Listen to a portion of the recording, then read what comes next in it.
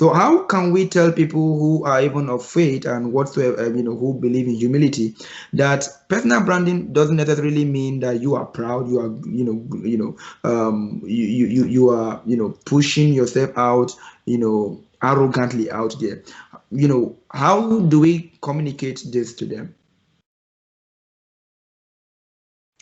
Yeah, thank you, Augustine. That's a very common misconception with personal branding is this person is being boastful, this person is being proud, but that's not always true. In fact, in a lot of cases, personal branding in the society will live right now where people are always perceiving you and judging your character is something you have to be intentional about, right? Where you talked about having a value system, right? And I mentioned earlier that whether you actually are intentional about projecting yourself or you are not, people perceive you one way or the other, right? So things you do, either voluntarily, involuntarily, consciously, unconsciously, is the way where people use that, or the society. I'll put that way.